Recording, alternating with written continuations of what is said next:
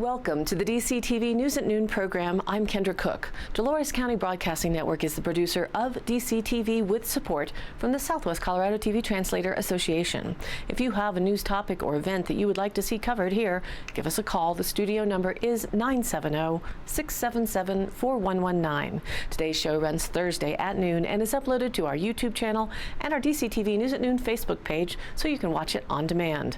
Today is November 7th, 2019, and now the news at noon. In more post-election day coverage, RICO makes a decision on the heated debate about who will pay for a central sewer system. That is reported in the Journal with a photo, Jim Himiaga. In Tuesday's election, RICO residents voted down a ballot question seeking a significant property tax increase to fund the town's first central sewer system. The measure failed with 100 voting against it and 66 voting in favor, or 60.2% to 39.7%, said RICO town manager Carrie DiStefano. Quote, "I had hoped it would pass because it would have made downtown businesses more functional," she said. The idea was to stimulate economic growth while increasing town revenues needed for town services and maintenance. The $4.2 million project for a central sewer line and wastewater treatment plant would have been paid for by a $1 million grant and a $3 million low-interest loan to be paid back from increased property tax revenues over the next 20 years. DiStefano said those against it were either concerned it would spur too much development or felt the mill levy increase needed to pay back the loan was too high. The town now needs to explore other options to raise revenues for funding town maintenance, especially a struggling street fund, she said. One idea is to conduct a poll to determine what level of tax increase is palatable for residents in order to keep town services viable. RICO voters did agree to a smaller tax increase required to join in the boundaries of the San Miguel Authority for Regional Transportation. By joining, the town agreed to a 0.75 mill levy increase and a 0.25% sales tax, quarter of a point. The authority provides a year-round bus route from RICO to Telluride that's relied on by students and workers. This ballot measure passed with strong support, DiStefano said. As a result of joining SMART, RICO will now have a seat on the board, allowing for more say in RICO transportation services. Also in the RICO election, Brandy Randall, Nicole Pietrus, and Joe Dillsworth were elected to the town board. In another ballot question, RICO agreed to opt out of SB 152. That's a state law that restricts towns and counties from building telecommunication infrastructure. In Dolores County, incumbent Crystal Jarman won the only contested race in the Dolores County School District Board election. Jarman attracted 448 votes to win the district's C seat. Challenger Scott W. Snyder received 224 votes. And reported in Bloomberg with a photo by Top Crop Manager. America's breadbasket looks like it's going gluten-free. Dogged by lower prices and tepid demand, U.S. wheat farmers are poised to plant the fewest acres of winter varieties in 110 years. That's according to a Bloomberg survey. Analysts are predicting another year of declines for acreage as U.S. producers face stiff competition from global rivals gathering bumper crops. World supplies are so plentiful that futures for hard red winter wheat are down about 15% in 2019, one of the worst performances for commodities this year. In some parts of the southern U.S., in the southern U.S. plains, that is, wheat is now cheaper than corn, making the yellow grain a better bet. As of October 27th, U.S. farmers had planted 85% of their winter wheat, up from 77% at the same time in 2018, according to U.S. Department of Agricultural data. However, rains in part of the Midwest may hamper the last phase of sowing. Some growers who double crop wheat in soybean fields might not be able to harvest their soy in time to seed wheat. That according to Arian Suderman, chief commodities economist at the INTL FC Stone in Kansas City. That could result in fewer planted acres of the soft red winter variety, he said. Quote, "There's quite a correlation in soybean harvest pace and wheat plantings. Planted acres of all varieties of winter wheat are forecast to decline to 31.118 million, according to a Bloomberg survey of 6 analysts. That would be down from 31.159 million a year ago and above only the 29.196 million acres reported in 1909, the first year in USDA records. The agency won't make an official estimate until January. In the Texas Panhandle, farmers are turning to cotton instead of wheat, said Darby Campsey, Director of Communications and Producer Relations at the Texas Wheat Producers. Quote, the low wheat prices have given way to other options. Here in Dolores County, winter wheat was sown on many acres over the past week or so in about average numbers, according to the CSU office. Wheat in general is the #1 crop produced in the county, as it fares well in years when precipitation does fall on our dryland acreage. Right now, we are still in a D2 level drought, and being adjacent to San Juan County, Utah, just today it was declared a disaster county, and that means that our resident farmers are also eligible for some of the federal disaster relief programs. And there's no rain in sight right now. Also from the Journal, file photo of the Dove Creek Lady Bulldogs. The roars inside gymnasiums across Colorado will be a little more raucous this weekend as the state's best volleyball teams from all 5 classifications convene at various sites, vying to earn a coveted place in the state tournament. Both Dolores and Dove Creek, on the strength of a dominant run through the 2A/1A San Juan Basin League, have earned rights to host a 3-team regional this Saturday. Few teams in the state can match the impressive resume that the Dove Creek Bulldogs have compiled this year. Aiming for their 2nd straight trip to the 1A state tournament, Dove Creek dominated competition across the 2A/1A San Juan Basin League, suffering its only defeat of the season to Dolores.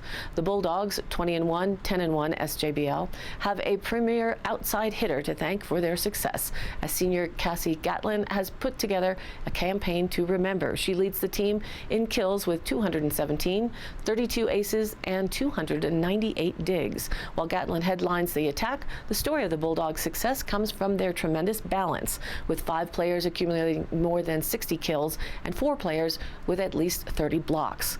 Gatlin and fellow seniors Kiara Lingenfelter and Taylor Hickman guide a tournament-experienced squad into the 1A Region E tournament, hosting La Veta at a range of 22-1, and familiar district opponent North Park with a 6-15 record. The Bulldogs first face off with a repeat meeting against the Wildcats, hoping they can duplicate a 3-0 victory from their district tournament championship run.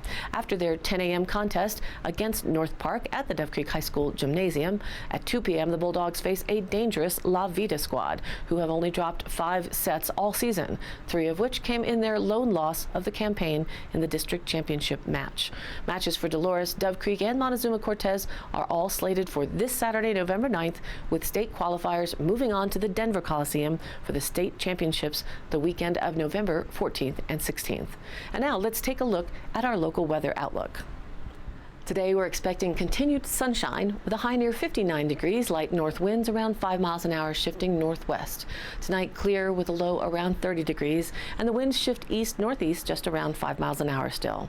Friday again more sunny skies with a high near 60 degrees, northeast winds 5 to 10 miles an hour, and that moves to the west in the afternoon. Friday night a clear night with a low around 29 degrees and northeast winds at 5 to 10 miles an hour. And a beautiful weekend for the volleyball tournament or hunting or fixing fences or going for a drive. Whatever you decide to do, Saturday will also be sunny with a high near 60 degrees, calm light breeze.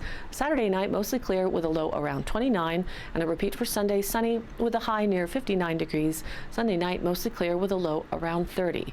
Monday is Veterans Day and our county courthouse will be closed, so for those enjoying a 3-day weekend, you've hit the jackpot, as Monday will also be sunny, a slight bit cooler with a high near 56 degrees. Monday night clear and a low around 22, and we continue to cool off next week with Tuesday sunny and a high near 50, and Tuesday night mostly clear with a low around 24.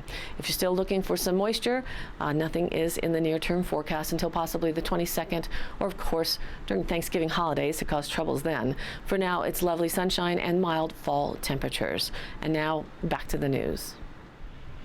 Tri-State buyout update from the Durango Herald with an AP photo, Jim Monet. La Plata Electric Association is asking the state to determine how much it would cost for the co-op to buy out its contract with its wholesale energy supplier. LPEA is interested in exiting its contract with Tri-State Generation and Transmission because it could allow the co-op to purchase cheaper and more renewable energy. LPEA is contracted to purchase energy 95% of its energy through Tri-State until 2050. LPEA asked Tri-State for an estimate of how much a buyout would cost more than 4 months ago, but Tri-State has not responded to that request because it placed a moratorium on contract discussion with its members, that according to a news release. Tri-State is also pursuing federal regulation that could prevent Colorado's Public Utilities Commission from determining exit fees for Tri-State members, the release said. LPEA has a responsibility to its members to examine future power supply options, and it can't weigh those options without a fair exit charge estimate. Tri-State CEO Dwayne Hiley said in a statement his organization would review LPEA's filings with the PUC and file a response. Tri-State is not discussing exit fees with members because a committee of its membership is reviewing how electrical co-ops contracts, such as LPEA's, should be valued, Tri-State spokesman Mark Stutz said. The committee's work was prompted by member requests and is expected to be finished in 2020, Hiley said. LPEA has been trying to work with Tri-State, but LPEA decided to ask the Public Utilities Commission for a buyout number because Tri-State was rushing to become federally regulated, while at the same time moving slowly to provide a buyout estimate and develop a methodology to value their contracts. From the San Juan Record, a report courtesy photo San Juan Search and Rescue. Search and rescue volunteers have been busy recently with 2 highly technical operations in San Juan County, Utah. On October 27th, crews responded to Little Valleys Road, where 2 hikers had fallen approximately 30 feet while descending into the canyon. One hiker had a head wound and the other suffered a broken leg. Search and rescue crews made it to the hikers. They were loaded into litters and raised more than 100 feet to the rim of the canyon, where they were transported by medical helicopter. On October 14th, a climber broke an ankle while in White Canyon, that's northeast of Fry Canyon. Crews descended 500 feet by rope and then rigged the patient for evacuation out of the canyon. In total, San Juan Search and Rescue crews have responded to more than 100 incidents so far in 2019. And today's High Canyon Country happenings. November 8th, the Lawn Chair Kings are coming back to Cortez. Just to refresh, the LCK have been on the Durango, Colorado music scene since 2000.